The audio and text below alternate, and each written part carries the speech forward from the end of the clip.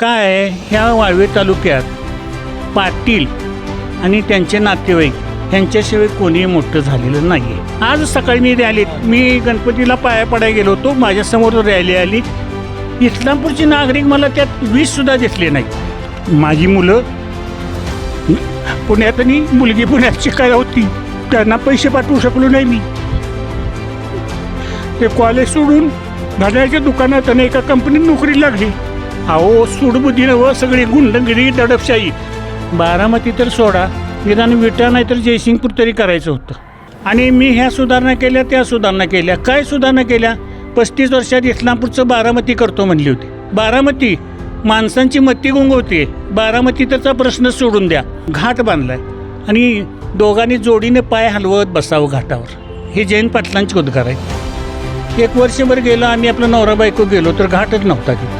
इस्लामपूरचं आता सांगायचं म्हटलं तर इस्लामपुरातलं मतदान तर गरीब समाज आहे. लोक आपलं कामं करून जगतात. पैसे द्यायचे मत घ्यायचं, ह्याच्यावर काही चालत नाही इस्लामपुरात. एखादी संस्था कशी चालवावी हे त्यांनी अण्णासाहेब डांगेंच्याकडे जाऊन शिकावं असं मला वाटतं. त्यांच्या व्यतिरिक्त कोणालाही कुठंही मोठं होऊन देत नाहीत. हे पहिला मुद्दा आहे की जयंत पाटलांच्या ज्या राजकीय वाटचाल आहे ना ती चुकीच्या पद्धतीनं आहे. फक्त राजकारणाच्या सध्या कुरघोड्या चालल्यात. मग सत्ता टिकवण्यासाठी केलेला अट्टास असेल त्यांचा असं मला वाटतंय. आपण आता ईश्वरपूरमधली ऐतिहासिक आणि पुरातन मंदिर अंबिका देवी मंदिर या ठिकाणी इथं आलो आहोत. इथं आल्यानंतर आपल्याला एक काका भेटले, ज्येष्ठ नागरिक. एकंदरीत ह्या ईश्वरपूरच्या राजकारणावरती आणि आत्ताच्या येऊ घातलेल्या 2025च्या सार्वत्रिक निवडणुकांसंदर्भात त्यांचा अनुभव आणि त्यांच्या इतक्या वर्षाच्या कालखंडातील निवडणुका पाहतात. त्यांना ह्या एकंदरीत राजकारण आणि या प्रवासाबद्दल त्यांना काय वाटते आपण त्यांच्याकडे जाणून घेऊ. काका नमस्कार. नमस्कार. नाव काय आपलं? माझं नाव जगन्नाथ पिसे, वय वर्ष 73. 73 वर्षाचे काका आहेत आपले इथं. आणि दुसरी महत्त्वाची गोष्ट म्हणजे एवढ्या वर्षात मला प्रदीर्घ अनुभव राजकारणाचा. म्हणजे मला वाटतं राजाराम बापूंचा राजकारण ते आत्तापर्यंत आपण राजकारण आपण पाहिलं असेल का? जिल्ह्यातल्या राजकारण बदलतं राजकारण आणि एकंदरीत ह्या राजकीय लोकांची भूमिका बघता काय सांगाल? तुम्हाला अनुभव काय सांगतो?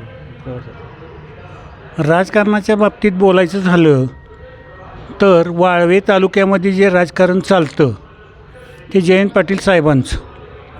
जयंत पाटील साहेब हे फक्त पाटील आणि त्यांचे नातेवाईक यांच्या व्यतिरिक्त कोणालाही कुठंही मोठं होऊन देत नाहीत. हे पहिला मुद्दा आहे. आता ते 35 वर्ष आमदार आहेत. 35 वर्षात त्यांनी काय, त्यांचं आमदार आहेत, निधी आणतात, सुधारणा करतात, हे त्यांचं कर्तव्य आहे. पण ते प्रत्येक 5 वर्षांनी पुस्तक छापतात. आता ह्या वेळेला पण त्यांनी इलेक्शनमध्ये पुस्तक छापलं आहे.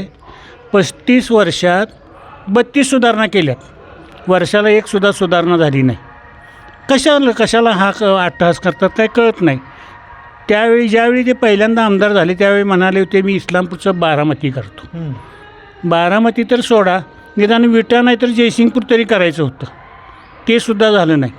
आज इस्लामपूरची अवस्था अशी आहे की इस्लामपुरात जरा एखादी हवेची झुळूक आली किंवा अगदी छोटासा जरी पाऊस पडला की इस्लामपुरातल्या लाईटा बंद होतात.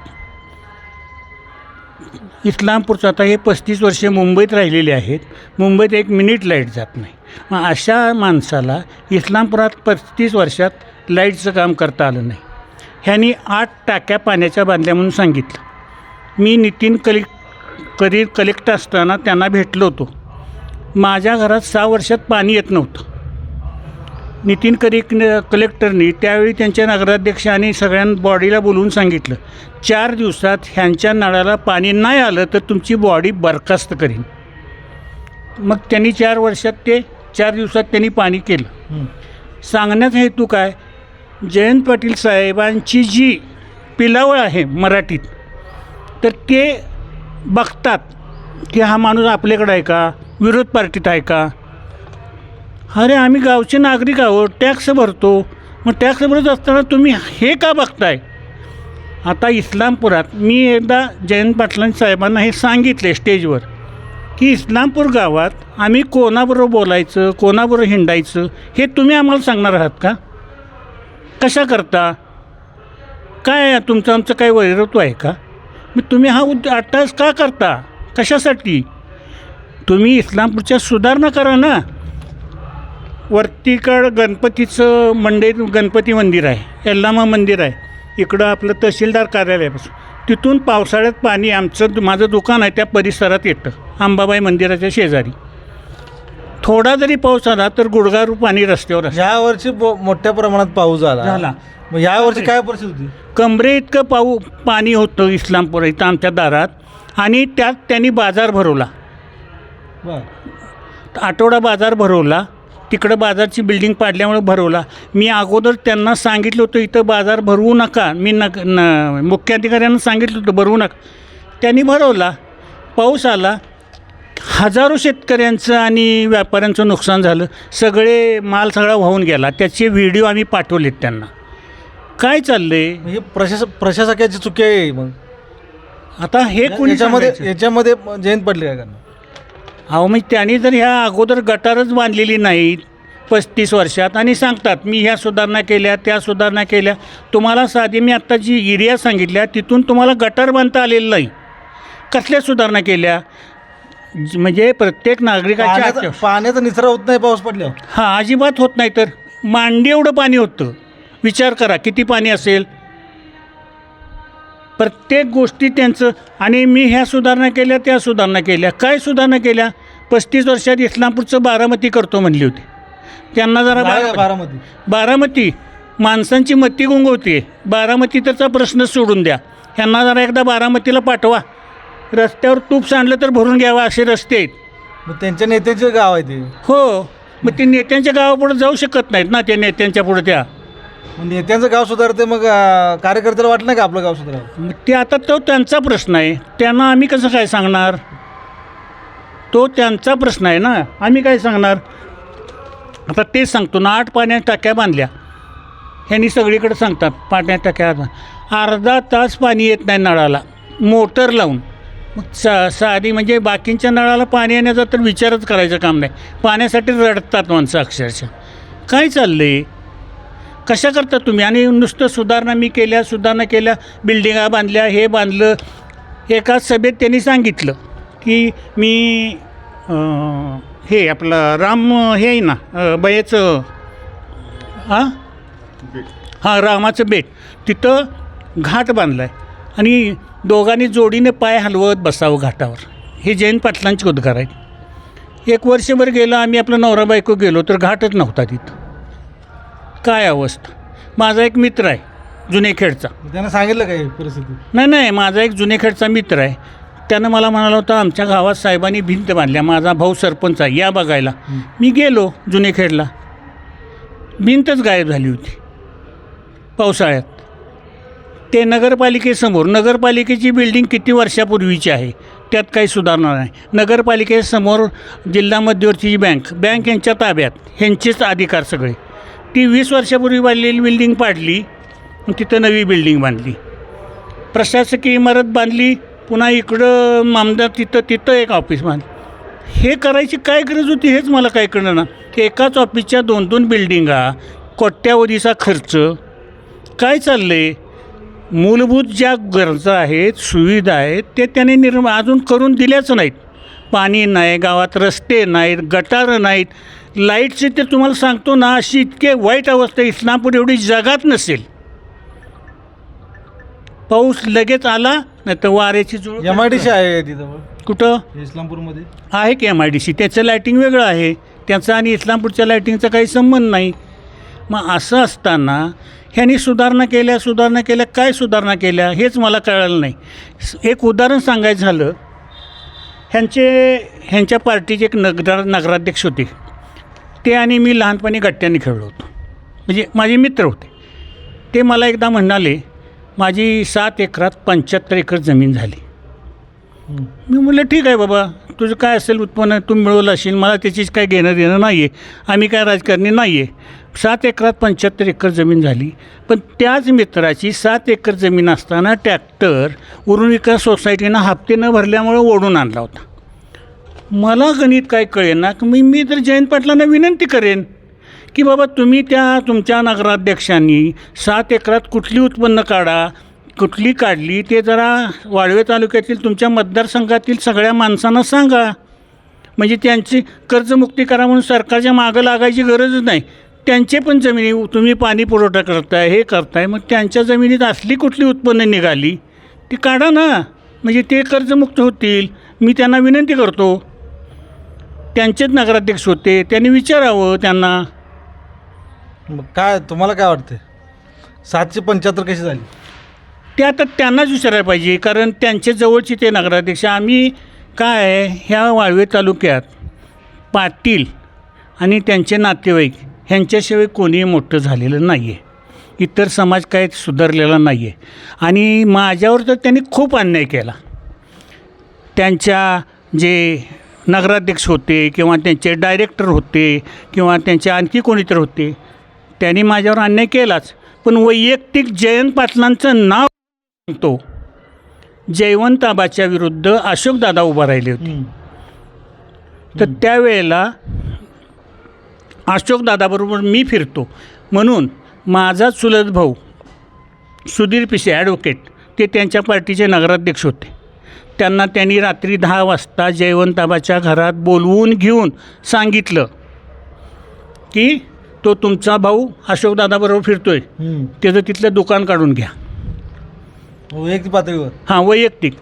अरे महाराष्ट्रात तर नेतृत्वाच्या रेसमध्ये असलेली माणसं एवढ्या खालच्या स्टेपला जाऊन तुम्ही वागता आणि कशा करता? मी काय तुमच्या कुठं आडवं गेलो, उभं गेलो, का इलेक्शनला उभं राहिलो, का तुमच्या विरुद्ध प्रचार केला? मी जन्मल्यापासून अशोकदादावर फिरतो. ही काही माझी चूक आहे का? मग 2 वर्ष माझे एवढे हाल झाले. 2 वर्ष माझं दुकान काढून घेतलं. मी भावाला विचारायचं, पण तो त्यांचा नगराध्यक्ष होता, तो सांगू नाही शकला. पण ज्यावेळी त्याच्या जमिनीवर सगळ्या आरक्षण टाकलं त्यावेळी त्यांनी मला सांगितलं की मला रात्री 10 वाजता जयवंत आबांच्या घरात बोलवून स्वतः साहेबांनी सांगितलं होतं की त्याचं दुकान काढून घ्या. त्या 2 वर्षात मी घरी बसलो, माझे काय हाल झाले हे मला माहीत.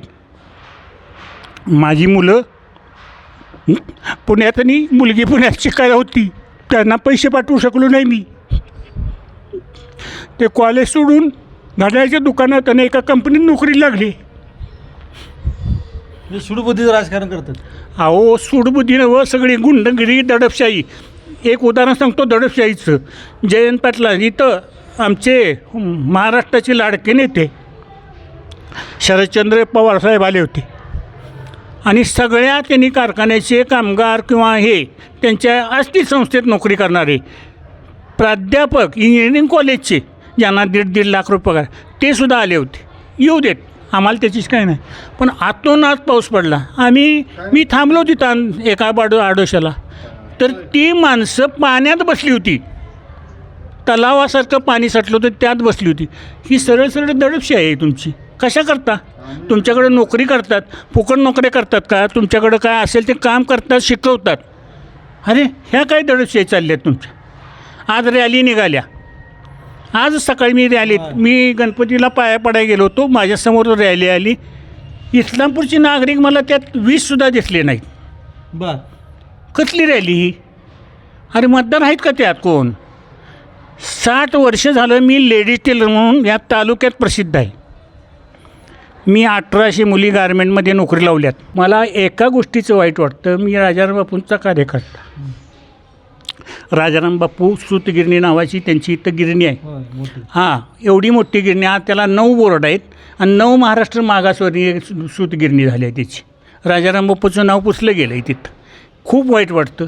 तुम्ही एवढं मोठं राजकारण करता, तुम्हाला स्वतःची सूतगिरणी चालवायली नाही. फक्त जयंत पाटलांनी काय घेतलं असेल विकत, ते स्वतःच्या नावावर कुठलं काय घेतलेलं नाही. ते प्रत्येक वेळी अर्ज भरतात ह्याला आमदारकीला, त्यावेळी लिहितात मला स्वतःचं घर नाही, मला स्वतःची गाडी नाही, असं लिहितात. आणि ते डिक्लेरेशन येतं बाहेर किती प्रॉपर्टी आहे ती.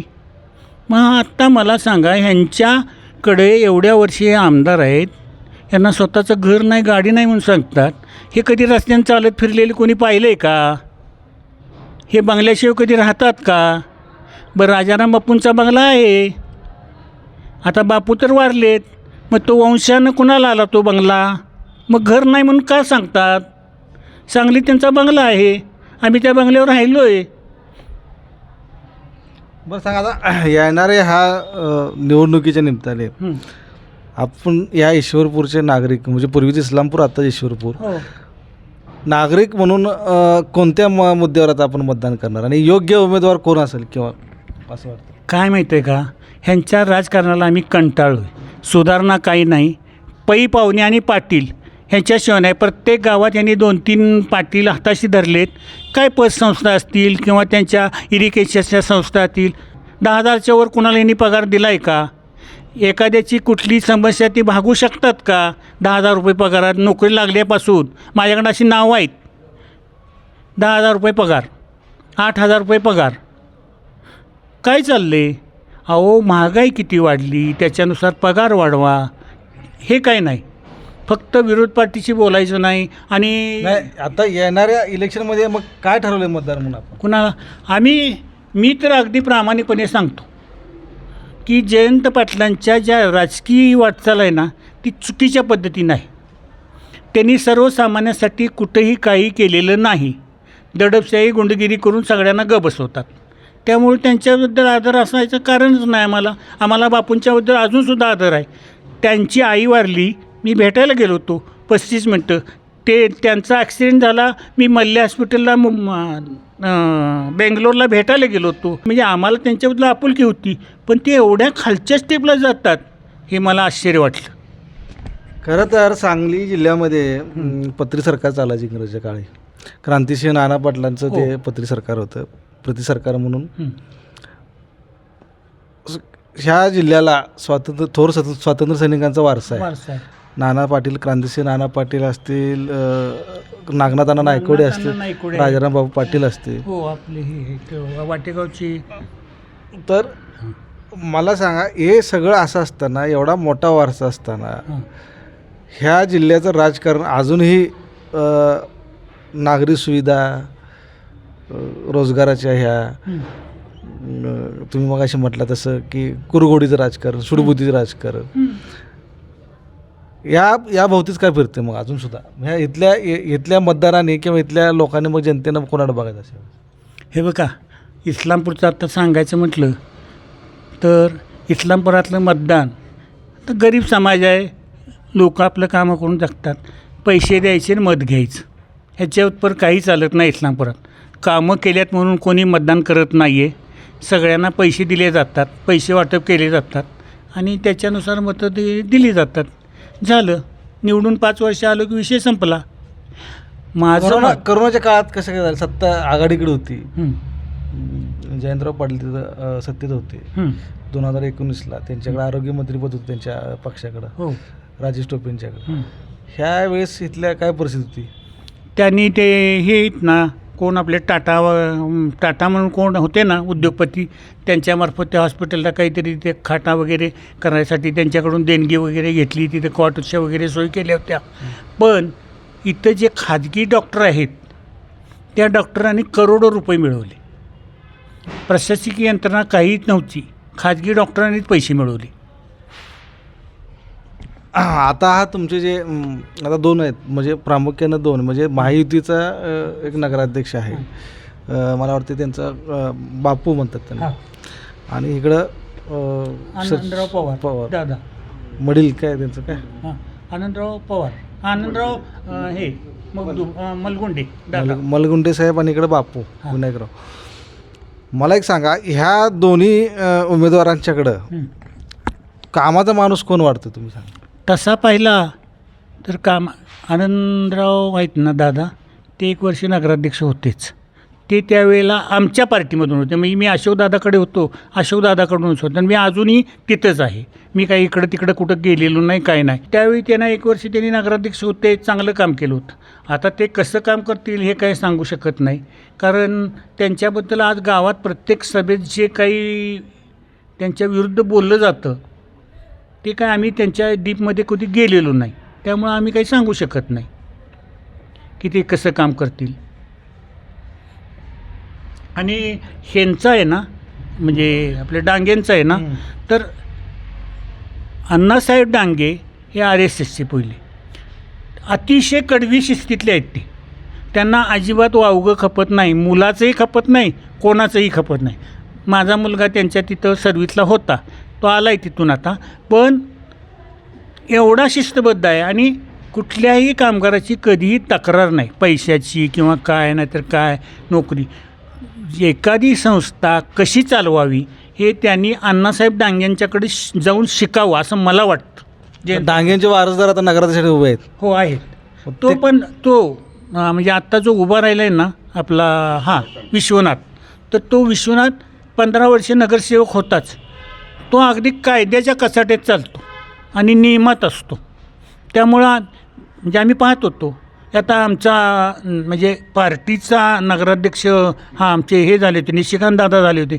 पण तो काय चुकत असेल तर ते विचारायचा, हे नाही मला पसंत, ते असं झालं पाहिजे, हे पाहिजे ना, असं काहीतरी पाहिजे. कोणीतरी अंकुश ठेवणारा माणूस पाहिजे आणि तो अंकुश ठेवणारा होता. त्यामुळं अगदी शिस्तबद्ध आहे तो. सध्याचं देशातलं राजकारण भाजपाचं असेल, आता मला राज्यातलं जे आहे राजकारण म्हणजे प्रसंगी भाजपानं एकीकडं भ्रष्टाचाराचे आरोप केले ज्यांच्यावर त्यांना बरोबर मांडीला लावून त्यांच्या बसले. बरोबर. त्यांच्यावर सातत्याने टीका होते की भाजपाचा जो मूळ कार्यकर्ता आहे, जो भाजप आपण म्हटलं भाजपचे आहे, भाजपाच्या वरिष्ठ नेतृत्वाने भाजपाच्या मूळ कार्यकर्त्यावर अन्याय केला आहे का? कोणावरही भाजपच्या मूळ कार्यकर्त्यावर अन्याय झालेला नाही. भाजप हा शिस्तबद्ध पक्ष आहे. ज्यावेळी अटल बिहारी आणि ह्याच्यामध्ये आपल्या लोकसभेमध्ये होते त्यावेळी भाजपाचे 2 आमदार होते, बरोबर. त्यानंतर म्हणजे स्वातंत्र्य झाल्यापासून काँग्रेसची सत्ता होती, पण काँग्रेसने काही कामं केली नाही केली हे झालं, त्याचं पुनर्वसन झालं. पण आत्ता मोदीसारखा एक अतिशय कर्तबगार नेता लाभला आहे भारतीय जनता. ते 3 वर्षे मुख्यमंत्री होते, आता 3ऱ्यांदा पंतप्रधान झालेत. त्यांनी ज्या काही सुविधा दिल्यात त्या कुठल्या मागच्या पक्षाने दिलेल्याच नाहीत. नाही त्यांनी ज्यांच्यावर आरोप केले तिकडं म्हणजे देश पातळीवर हेमंत बिश्व शर्मा आरोप केले, बरोबर, त्यांना बरोबर घेतलं. राज्यामध्ये फडणवीस साहेबांनी अजित पवारांचे आरोप केले, जलसंपदा मंत्री असताना 75,000 कोटीचा गोष्ट केला. दुसऱ्या दिवशी परत सकाळी पहाटे जाऊन त्यांनी शपथविधी घेतली. जुने ज्येष्ठ कार्यकर्ते म्हणून तुम्हाला कसं वाटतं मग ज्यांच्या म्हणजे भाजपाची अशी पूर्वी आता ज्यांची तुम्ही नावं घेतली, अटल बिहारी वाजपेयी असतील, लालकृष्ण अडवाणी असतील, ह्या लोकांनी पक्षनिष्ठा, एकनिष्ठता, वैचारिक क्षमता जपलेली होती. मग आत्ताचा हा काळ कसा आहे? सत्तेसाठी काही करायचं का? काय विषय काय चाललंय मग? आता ते वरच्या लेवलला काय करतात कार्यकर्ता म्हणून सांगा. कार्यकर्ता म्हणून आम्हाला त्यांनी अजूनही म्हणजे कुठं सोडलेलं नाही. आमची सगळी कामं व्यवस्थित होतात. त्यामुळं आम्ही त्यांच्या वरच्या लेवलच्या राजकारणात काही इंटरफिअर करू शकत नाही, बोलूही शकत नाही. मी भ्रष्टाचाराचा आरोप केले, केले की मान्य म्हणतो की मी तुम्हाला. आणि त्यांनाच बरोबर घेऊन सरकार चालवते. आता कसं आहे माहिती आहे का, सध्या राजकारणात कुरघोड्या खूप चालल्यात. राजकारण पूर्वीसारखं राहिलेलं नाही, हे मी मान्य करतो. फक्त राजकारणाच्या सध्या कुरघोड्या चालल्यात. मग सत्ता टिकवण्यासाठी केलेला अट्टास असेल त्यांचा, असं मला वाटतंय. खरं तर 2 पिढ्यांच्या मधले काका आहेत. त्यांनी स्वतंत्रच्या जुने कार्यकर्ते बघितले आहेत, आत्ताची पिढी बघितली नाही, येणारी पिढीसुद्धा नाही बघितलेली आहे. एकंदरीत राजकारण पाहता ह्या शहरामध्ये, ईश्वरपूर शहरामध्ये कशा पद्धतीनं राजकारण चाललं आहे आणि कशा पद्धतीनं राजकारण व्हावं असं वाटतंय याचं त्यांनी खूप असं छानसं उदाहरणासह त्यांनी स्पष्ट करून दिलं. कुरघोडीचं राजकारण आहे. वर्षांवर सत्ता भोगणाऱ्या या शहराचा विकास केलेला नाही, शहराचा विकास करणं गरजेचं आहे. सूडबुद्धीत्मक राजकारण होतं आहे हेही त्यांनी सांगितलं. मुळात ह्या अनुभवाचे बोल बघताना आपल्याला असं जाणवतं की येणाऱ्या ह्या 2 तारखेच्या मतदानाच्या दिवशी ईश्वरपूरची जनता कशा प्रकारे ह्या एकंदरीत परिवर्तनाची लाट येते का आहे त्या सत्ताधाऱ्यांना स्वीकारतं हे पाहणं खूप महत्त्वाचं ठरणार आहे. लाईव्ह मराठीसाठी संदीप कांबळे, ईश्वरपूर.